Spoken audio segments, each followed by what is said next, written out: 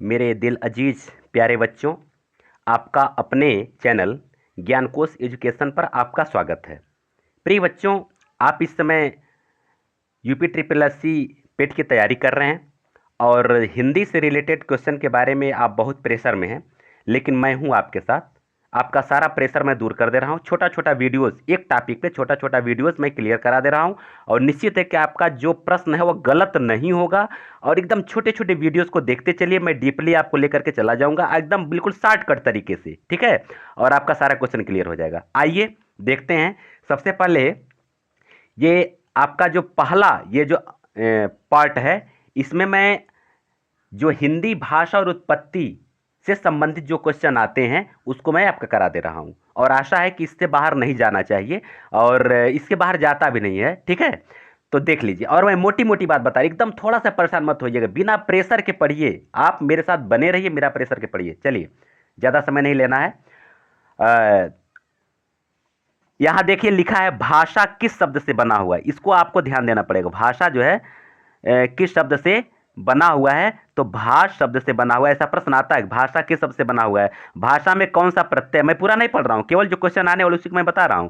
तो भाषा में प्रश्न आ सकता है कि भाषा में कौन सा प्रत्यय है, तो भाषा में प्रत्यय है। भाषा में भाषा किस धातु से बना हुआ है, तो भाषा भाष धातु से बना हुआ है। इससे ज्यादा भाषा में आपको कुछ नहीं पढ़ना है। आप आगे बढ़ जाइए, भाषा की विशेषता में आ जाइए, ठीक है ना। भाषा की विशेषता क्या है, इसको आप देख लीजिए। भाषा की जो विशेषता है, इसको मैं थोड़ा सा जूम कर दे रहा हूँ, थोड़ा अच्छा रहेगा आपके लिए। हाँ, ठीक। चलिए, इसको थोड़ा सा और पतला कर लिया जाए। ओके, ठीक।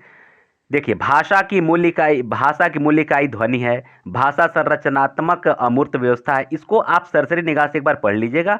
हो सकता है कहीं इसमें से एक आध क्वेश्चन आ जाए कि इसमें से निम्न में कथन आता है कि निम्न में कौन सी भाषा से संबंधित कथन नहीं है, तो इसमें जो कथन को पढ़ लेंगे तो आपका गलत नहीं होगा। ओके, चलिए आगे बढ़ते हैं हम लोग, ठीक है। फिर हम लोग आते हैं इधर।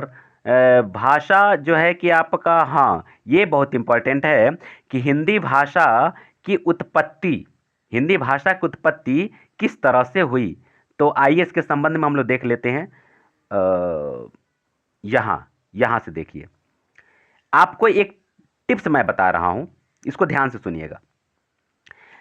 हिंदी भाषा की उत्पत्ति का जो क्रम है, पहले संस्कृत है, उसके बाद पाली, उसके बाद प्राकृत है, उसके बाद अपभ्रंश, उसके बाद हिंदी है। अब आपको थोड़ा सा टेंशन पालने की जरूरत है, मैं आपको सीधे से टिप्स बता रहा हूं कि आदि कवि कौन माने जाते हैं, तो वाल्मीकि माने जाते हैं, जिसने रामायण की रचना की है, ठीक है ना, संस्कृत में। और संस्कृत में ही किया है, तो संस्कृत का पहला काल हो जाएगा। आप समझिएगा कैसे मैं बता रहा हूं। तो पहला शुरुआत आपका संस्कृत होगा, उसके बाद पाली का समय आता है, यानी गौतम बुद्ध का जो समय है वो वाल्मीकि के बाद का है। और जितने भी बौद्ध ग्रंथ लिखे गए, देखिए, मैं मेरे शब्दों पर ध्यान दीजिएगा, प्रश्न आ सकता है, ये पूछ सकता है कि बौद्ध साहित्य किस भाषा में लिखे गए हैं, तो आपका उत्तर हो जाएगा पाली भाषा में लिखे गए हैं, ठीक है ना। तो उसके बाद वाल्मीकि के बाद दूसरा क्रम आपका है, तो होता है गौतम बुद्ध। कैसे रिलेट कर लीजिए, गौतम बुद्ध आता है तो आपका पाली भाषा हो जाएगा, मतलब पाली हो जाएगा, ठीक है ना। उसके बाद आइए प्राकृत। अब मैं इसके बाद, अब इस सन में बाद में रटवा रहा हूँ, पहले इसको रटिए। अब आइए प्राकृत। प्राकृत क्या है, ये बौद्ध के बाद जैन यानी महावीर स्वामी का जो समय आता है। तो महावीर स्वामी यानी कि जितने भी जैन धर्म से संबंधित है, जो भी जैन धर्म से संबंधित रचनाएं हैं, वो प्राकृत में की गई हैं। तो सबसे पहले संस्कृत, उसके बाद गौतम बुद्ध यानी पाली, उसके बाद फिर महावीर स्वामी यानी जैन, तो प्राकृत हो गया। उसके बाद अब आ जाइए अपभ्रंश। अपभ्रंश माने वही टूटी फूटी हिंदी, पुरानी हिंदी को कह सकते हैं, यानी कि प्राकृत के बाद इसका जो हिंदी का स्वरूप बदला, तो उसको अपभ्रंश के रूप में हम लोग जानते हैं। और उसके बाद तब जाकर हिंदी का विकास हुआ। अर्थात अगर अपभ्रंश का क्रम आप रखेंगे तो प्राकृत और हिंदी के बीच में रखेंगे, अर्थात हिंदी के ऊपर और प्राकृत के नीचे रखेंगे, ठीक है ना। क्लियर हो गया, इस तरह से आप उसको तैयार कर सकते हैं। अब आइए इसका काल विभाजन। समय ईसा पूर्व से हम लेकर के चलते हैं, तो 1500 ईसा पूर्व से 500 ईसा पूर्व तक का समय संस्कृत का होता है, यानी 1000 वर्ष। कितना हो रहा है, 1000 वर्ष।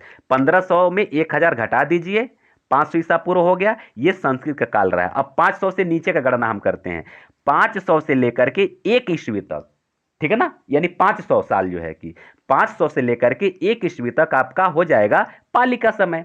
अब आइए, अब 1 ईस्वी से आगे बढ़ते हैं 500 वर्ष तक। ध्यान दीजिएगा, यहां संस्कृत का समय 1000 वर्ष तक है, ठीक है ना, 1000 वर्ष तक। और पाल्य का समय है 500 वर्ष, और प्राकृत का समय भी 500 वर्ष ही है। बस इतना आपको ध्यान दे देना है, और ऐसे धीरे धीरे घटते आना है। तो 500 ईस्वी तक तो आपका हो गया प्राकृत का काल। इसके बाद आपका जो अपभ्रंश का जो काल होगा, वो अपभ्रंश का काल देखिए 500 से लेकर के 1000, ये भी 500 ईस्वी, 500 ही वर्ष तक ये है इसका भी काल। तो 500 से लेकर के 1000 तक हो जाएगा ना तैयार, कितना आसानी से, एकदम क्रम बना लीजिए। उसके बाद 1000 के बाद से हिंदी का विकास शुरू हो जाता है, काम खत्म। ठीक है। अब आइए भाषा की जो उपबोलियां, इससे प्रश्न आते हैं दोस्तों। एक प्रश्न अवश्य आएगा परीक्षा में, ध्यान दीजिएगा, बड़ी गौर से ध्यान दीजिएगा। बस एक प्रश्न आता है कि हिंदी भाषा कुल कितनी उपभाषाएं होती हैं, तो याद कर लीजिए 5 होती हैं। एक प्रश्न आ जाता है कि हिंदी में कुल कितनी बोलियां हैं, तो दोस्तों 18 बोलियां हैं। इसको एकदम याद कर लिए, रट लीजिए। अब उपभाषाएं 5 और बोलियां 18। अब आइए किन उपभाषाओं के अंतर्गत कौन कौन सी बोलियां हैं ये भी आती हैं। 18 बोलियां किन किन उपभाषाओं के अंतर्गत आती है, इसको पढ़ लीजिए और आपका यहीं से सारा उत्तर क्लियर हो जाएगा। दोस्तों मैं बताऊंगा आपको, पश्चिमी हिंदी जो होती है, जो पहली उपभाषा मानी जाती है, पहली 5 उपभाषाओं में एक है पश्चिमी। पश्चिमी के अंदर 5 बोलियां होती हैं। खड़ी बोली जिसको करवी भी बोलते हैं, ब्रजभाषा, हरियाणवी, बंगरू यानी इसको अब बुंदेली, और कन्नौजी। ठीक है ना। अब देखिए, यानी हरियाणवी, यहाँ देखिए खड़ी बोली हर और कौरवी एक है, हरियाणवी और वांगरू एक है। ये दोनों मतलब एक दूसरे को मतलब एक प्रतिरूप है, एक तरह से उपनाम कहा जा सकता है। तो आप यहाँ भी एक कुछ प्रश्न बनेंगे, मैं प्रश्नों को आपको इंगित करा रहा हूँ। देखिए इसी वीडियो में इससे बाहर कोई प्रश्न जाएगा ही नहीं। प्रश्न कैसे बनेंगे, ऊपर मैं बता दिया कि कुल कितनी बोलियां हैं 5, कुल कितनी 18, कुल कितनी भाषाएं हैं 5। अब हिंदी के अंतर्गत कितनी बोलियां हैं, तो हिंदी के अंतर्गत कितनी 5 बोलियां हैं। कितनी बोलियां हैं 5। अगर पूछ देता है कि खड़ी बोली का दूसरा नाम क्या है, तो है कौरवी। फिर पूछता है हरियाणवी की दूसरी बोली का नाम क्या, मतलब इसका हरियाणवी का दूसरा नाम क्या है, तो हो जाएगा बांगरू। अब पश्चिमी हिंदी से रिलेट कर लीजिए, यानी उत्तर प्रदेश को 2 भागों में बांटते, तो लखनऊ के उधर के हम जिलों को पश्चिमी उत्तर प्रदेश में बांट सकते हैं, और लखनऊ के पूरब के जिले को पूर्वी उत्तर प्रदेश में बांट सकते हैं। अगर ऐसे बांट लेंगे तो आपका काफ़ी आसान हो जाएगा। और जितनी भी देखिए ब्रज भाषा जो है उधर मथुरा साइड में बोली जाती है, हरियाणवी में हरियाणा में हो ही गया। खड़ी बोली का क्षेत्र जो है कि मेरठ सहारनपुर का क्षेत्र है, बुंदेली का बुंदेलखंड यानी कि आपका झांसी ललितपुर वाला क्षेत्र है, और कन्नौजी का कन्नौज है। तो इस तरह से आप इसको तैयार कर लेंगे। ठीक है ना। अब आइए हिंदी पूर्वी बोली के अंतर्गत जो है वो क्या है, पूर्वी बोली के अंतर्गत आपका है 3 बोलियां हैं। ठीक है ना। जो पूर्वी हिंदी के अंतर्गत अवधी, बघेली और छत्तीसगढ़ी। अवध का क्षेत्र आप जानते हैं, भगवान श्री राम का जो क्षेत्र है, फैजाबाद अयोध्या का जो क्षेत्र है। बघेली जो है कि आपका मूल केंद्र इसका रीवा है, यानी कि बनारस से आगे का जो क्षेत्र है उधर मध्य प्रदेश को पकड़ लेता है। फिर छत्तीसगढ़ी छत्तीसगढ़ का है। तो ये 3 जो है कि ये पूर्वी हिंदी के अंतर्गत की बोलियां हैं। आइए अब इसका हम अगले बोली के बारे में हम लोग जिक्र कर लेते हैं। अगली बोली आपका है जो राजस्थानी बोली। ठीक है ना। राजस्थानी बोली के अंतर्गत जो है कि इसमें 4 होती हैं। कितनी बोलियां आती हैं 4। पश्चिमी राजस्थानी जिसको मारवाड़ी बोलते हैं, ठीक है ना। उसके बाद पूर्वी राजस्थानी जिसको हम जयपुरी बोलते हैं, ठीक है ना। इसके बाद उत्तरी राजस्थानी, इसको मेवाती बोलते हैं। दक्षिणी राजस्थानी, इसको मालवी बोलते हैं। तो देखिए ज़्यादातर आप तैयार करिए उसे पश्चिमी पूर्वी राजस्थान ऐसे करके, तो आप लोगों के लेवल से थोड़ा सा ऊपर हट करके है, लेकिन फिर भी तैयार कर लें। लेकिन इसको 4 जरूर रट लीजिए कि मारवाड़ी, जयपुरी, मेवाती और मालवी, ये 4 जो बोलियां हैं ये राजस्थानी हिंदी के अंतर्गत आती हैं। ये पूछ सकता है कि राजस्थानी हिंदी के अंतर्गत ये कौन बोली आती है, 3 नहीं रहेगा और एक जो कि इस चारों में इसको एक दे देगा। या ऐसा दे सकता है कि निम्न में कौन राजस्थानी बोली के अंतर्गत नहीं आती हैं, तो 3 इनमें से मारवाड़ी, जयपुरी, मेवाती और मालवी में 3 दे देगा और एक कोई दूसरा दे देगा। ऐसे भी क्वेश्चन आते हैं मेरे प्रिय छात्र छात्राओं, आप ध्यान दीजिएगा, मेरे दिल अजीज हैं, इसलिए मैं थोड़ा सा वीडियो को एकदम जैसे भगा कर मत देखिएगा, डिटेल पढ़ लीजिए, इसके बाहर नहीं आएगा। ठीक है ना। हाँ, और एक रिक्वेस्ट है, चैनल को आप जो है कि सब्सक्राइब कर लीजिए, लाइक और शेयर कर दीजिए। पर डे आपको एक वीडियो बनेगा और मैं आपको विश्वास दिलाता हूं कि हिंदी में पूरा इसी एक सप्ताह में आपका मैं तैयार करवा दूंगा। ठीक है। आइए बिहारी हिंदी को देख लीजिए। बिहारी हिंदी के अंतर्गत जो है कि 3 ये बोलियां आती हैं। कितनी आती हैं? 3। भोजपुरी, जिसको हम लोग भोजपुरी बोली अपने घरों में प्रयोग करते हैं, बोलते हैं, मगही और मैथिली। तो भोजपुरी, मगही और मैथिली 3 बोलियां जो हैं कि ये बिहारी हिंदी के अंतर्गत आती हैं। अब आइए खस या पहाड़ी। खस या पहाड़ी बोली के अंतर्गत 3 बोलियां आती हैं, गढ़वाली, कुमाऊनी और नेपाली। आप जानते हैं गढ़वाल का क्षेत्र, कुमाऊं का क्षेत्र जो है कि आपका उत्तराखंड का क्षेत्र है, उधर नेपाली वगैरह कि नेपाल के आसपास में जो है कि नेपाली बोली बोली जाती है। तो ये तीनों जो है ये खस या पहाड़ी बोली के अंतर्गत आती है। ठीक है ना? इससे ज्यादा बोली से कोई क्वेश्चन बनेगा ही नहीं। अब आइए विशेष नोट। विशेष नोट क्या है? हिंदी भारत की राजभाषा है, आप जानते हैं, इसमें तो कुछ आपको डाउट होना नहीं चाहिए। अगला प्रश्न बहुत इंपॉर्टेंट है कि भारतीय संविधान के अनुच्छेद 343 से 351 तक हिंदी भाषा के विकास एवं उत्थान का वर्णन है। पूछ सकता है कि हिंदी भाषा के उत्थान एवं विकास का वर्णन किन अनुच्छेदों में वर्णित है? तो आपका उत्तर हो जाएगा 343 से 351। अब इसके पास आइए, अनुच्छेद 343(1) यानी 343 भाग 1 में संघ की राजभाषा हिंदी तथा लिपि देवनागरी मानी गई है। प्रश्न आ सकता है कि किस अनुच्छेद में राजभाषा हिंदी तथा लिपि देवनागरी मानी गई है? तो याद रखिएगा 343(1) होना चाहिए। अगर 2, 3, 4, 5 हो तो गलत हो जाएगा। 343(1) इसको ध्यान रखिएगा। ठीक है ना? आइए आगे बढ़ते हैं। हिंदी के प्रारंभिक रूप को पुरानी हिंदी, अवहट या प्राकृत भाषा बोलते हैं। इसके पहले अभी पढ़े हैं कि प्राकृत से जो है कि अपभ्रंश का, वही अपभ्रंश के बाद अवहट, अवहट को पुरानी हिंदी, अवहट उन अपभ्रंश को ही बोलते हैं। उसके बाद का ये रूप जो बना, जब गहराई में मैं आपको नहीं ले जाना चाहता हूँ कि वीडियो लंबा हो जाएगा। ठीक है ना? अच्छा, अगला देखिए, जयपुरी का एक नाम ढूंढाड़ी भी है। अब इसके पहले 4 पूर्वी, पश्चिमी, उत्तरी, दक्षिणी राजस्थानी के बारे में पढ़ें, लेकिन जयपुरी का एक नाम ढूंढाड़ी है। पूछ सकता है कि जयपुरी का दूसरा नाम क्या है? तो ढूंढाड़ी याद कर लीजिए। ढूंढाड़ी, ढूंढना, ढूंढना, ढूंढाड़ी। ठीक है ना? आप ढूंढ लीजिए उसमें, अच्छा यार इसमें जयपुरी कौन है, ढूंढ लीजिए जयपुरी, इसमें ढूंढ लीजिए ढूंढाड़ी है। ऐसे आप रिलेट कर सकते हैं। बोलने के आधार पर हिंदी का विश्व में कौन सा स्थान है? तो मेरे प्रिय मित्रों, तीसरा स्थान होता है। ठीक है ना? आइए, खड़ी बोली का अन्य नाम है मानक या परिनिष्ठित हिंदी, आप इसको देख लीजिए। ठीक है? इसके बाद आप आ जाइए यहां लिपि। लिपि के बारे में, लिपि से प्रश्न आता है। लिपि किसे कहते हैं? ध्वनि को लेखनीबद्ध करना ही लिपि है, इसको ध्यान दीजिए। अच्छा, हिंदी देवनागरी लिपि में लिखी जाती है। प्रश्न आता है कि हिंदी किस लिपि में लिखी जाती है? देवनागरी लिपि में लिखी जाती है। दूसरा देख लीजिए कि हिंदी का विकास किस लिपि से हुआ? तो ब्राह्मी लिपि से हुआ। तीसरा प्रश्न देख लीजिए कि देवनागरी लिपि कुल कितने वर्ण होते हैं? तो 52 होते हैं। आपको कहीं 45 मिलेगा, कहीं 48 मिलेगा, कहीं 49 मिलेगा, कहीं 50 भी मिलेगा। नो कंफ्यूजन, आपको 52 मिलेगा। अगले भाग में मैं आपको प्रमाण के साथ दे दूंगा कि ये 52 से कम होते ही नहीं है। 52 आपको याद करना, इसके पहले कुछ याद किया हो तो उसको भूल जाइएगा। आइए, देवनागरी लिपि विश्व की सर्वाधिक वैज्ञानिक लिपि है। ये पूछता है कि विश्व की सर्वाधिक वैज्ञानिक लिपि क्या है। ठीक है ना? उसके बाद देवनागरी लिपि किस प्रकार की लिपि है, मतलब अक्षरात्मक है, वर्णनात्मक है, चित्रात्मक है, ध्वन्यात्मक, ऐसे पूछता है। ऐसा विकल्प में दे सकता है जो मैं बोल रहा हूं। तो याद रखिएगा, अक्षर से बना है ना लिपि, अक्षर, अक्षर, क अक्षर है, ख अक्षर है ना, तो इस तरह से अक्षरात्मक लिपि है। क्लियर हुआ? अच्छा, छठवां देखिए, देवनागरी में एक ध्वनि के लिए एक ही वर्ण का प्रयोग होता है तथा वही बोला जाता, वही लिखा जाता है, इसीलिए सबसे वैज्ञानिक मानी जाती है। इसके बाद आप जो है आ जाइए यहाँ कुछ, हाँ, क्वेश्चन। चलिए अब यहाँ से हम लोग कुछ महत्वपूर्ण क्वेश्चन को देख लेते हैं। ठीक है? आपका जो पहला है, हिंदी की मूल उत्पत्ति किससे हुई है? ठीक है ना? हिंदी की मूल उत्पत्ति किससे हुई है? तो दोस्तों, सौरसेनी अपभ्रंश से हुई है। ये थोड़ा ध्यान दीजिएगा, वीडियो को लंबा हो जाएगा, मैं ज़्यादा अंदर तक नहीं ले जाना चाहता हूँ, क्योंकि जितने भी ये पश्चिमी बोली से संबंधित जितनी भी बोलियां हैं, सब जो है कि सौरसेनी अपभ्रंश से हुई हैं। और वही जो है कि हिंदी का जो कौरवी, जो आप अभी इसके पहले पढ़ाए हैं, उसी को खड़ी बोली माना गया है। तो सौरसेनी अपभ्रंश हुई है, इसको देख लीजिए। उसके बाद से जो है आपका है, हिंदी किस लिपि में लिखी जाती है? किस लिपि में लिखी जाती है?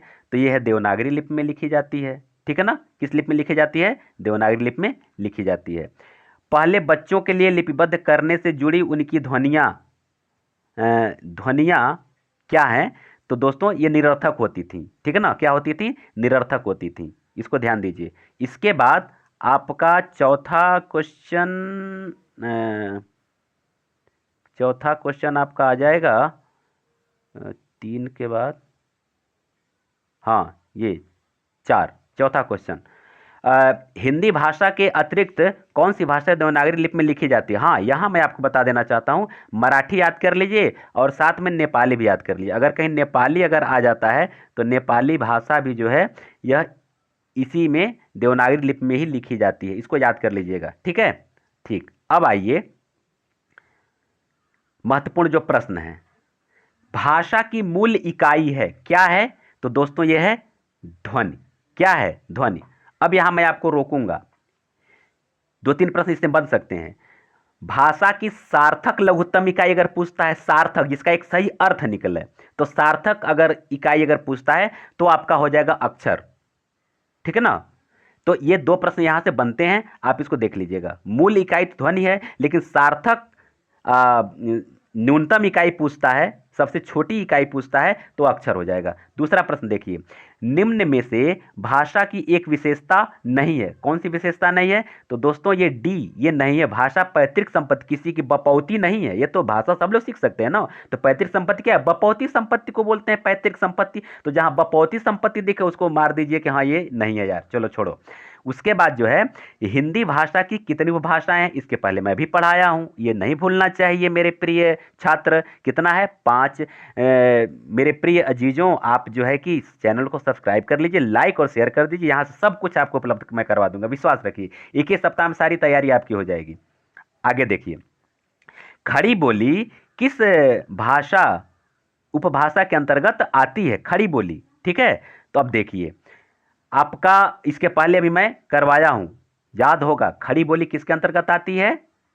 पश्चिमी हिंदी के अंतर्गत आती है, कौरवी। और उसी कौरवी को खड़ी बोली के नाम से भी जाना जाता है। उसका जो मूल केंद्र है मेरठ और सहारनपुर का क्षेत्र है, ठीक है। 5वां देखिए, हिंदी पूर्वी बोली में कौन सी बोली आती है? तो 5वां आपका हो जाएगा डी, क्योंकि इसके पहले भी मैं पढ़वाया हूं कि पूर्वी बोली के अंतर्गत कौन कौन सी बोली आती है? अवधी, बघेली और छत्तीसगढ़ी।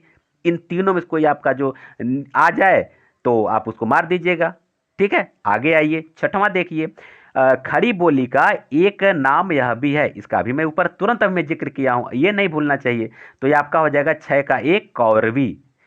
7वां देखिए, हिंदी भाषा का समय है। हिंदी भाषा का समय क्या है? इसके पहले अभी आप पढ़े हैं, मैं व्याख्या में पढ़वाया हूं, ये नहीं भूलना चाहिए। 7 का आपका क्या हो जाएगा? बी, यानी 1000 ईस्वी से अब तक, यानी आज तक।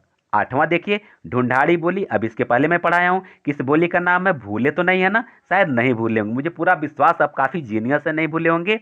ये है जयपुरी। आइए 9वां देखिए, हिंदी को किस अनुच्छेद में राजभाषा घोषित किया गया था? अभी मैं आपको बताया हूं 343 तो है, लेकिन आपको भाग भी याद करना। देखिए 343 यहां भी है, 343 यहां भी है, देख रहे हैं ना। यहां कंफ्यूजन, जहां थोड़ा सा भी अगर मिस्टेक किए तो आपका 1 नंबर कम हो जाएगा, सिलेक्शन से बाहर हो जाएंगे। तो 343 फर्स्ट, ये आपको जहां मिले उसको आपको सही करना होगा। 10वां देखिए, हिंदी किस लिपि में लिखी जाती है? हिंदी किस लिपि में लिखी जाती है? अभी मैं पढ़ाया हूं, क्या है? देवनागरी लिपि। केवल मेरे व्याख्या को पढ़ लीजिए ना, केवल मेरे व्याख्या को सुन लीजिए, नोट्स बना लीजिए ना, आपका यहां से हिंदी भाषा की उत्पत्ति विकास से बाहर कोई क्वेश्चन नहीं आएगा, जो इस परीक्षा में जो आने वाला है, ठीक है। आइए 11वां जो है कि देवनागरी लिपि का विकास किससे हुआ? तो 11 का आपका हो जाएगा दोस्तों बी, क्या है? अब इसके पहले मैं पढ़ाया हूं, ब्राह्मी लिपि से हुआ है, भूलना नहीं चाहिए। हिंदी में कुल कितनी बोलियां होती? अभी मैं पढ़ाया हूं, कितनी बोलियां होती हैं? 18, भूलना नहीं चाहिए। हिंदी दिवस कब मनाया जाता है? अब यहां आपको ध्यान देना होगा कि हिंदी दिवस कब मनाया जाता है। तो 13 का आपका हो जाएगा सी, 14 सितंबर। क्यों मनाया जाता है? क्योंकि 14 सितंबर 1949 को इसको संवैधानिक मान्यता मिली और हिंदी को राजभाषा घोषित किया गया। तो तो ये भी याद कर लीजिए कि 14 सितंबर 1949 को इस संविधान में हिंदी को मान्यता मिली और उसमें जो है कि उसको राजभाषा घोषित किया गया। ठीक है ना, आगे बढ़िए। 14 नंबर का क्वेश्चन जो है, देवनागरी लिपि का प्रयोग सर्वप्रथम किस राज्य में हुआ था? ये क्वेश्चन बहुत अच्छा है, आपको इसको याद करना पड़ेगा कि देवनागरी लिपि का सर्वप्रथम प्रयोग किस राज्य में हुआ था। तो ये था गुजरात में। कहां था? गुजरात से इसका शुरुआत हुआ। 15वां देखिए, राजभाषा आयोग का गठन कब हुआ? तो ये हुआ 1955 में। आप इसको रट्टा मार लीजिए, आता है। 16वां नंबर देखिए, पूर्वी हिंदी का विकास निम्नलिखित में से किस अपभ्रंश से हुआ?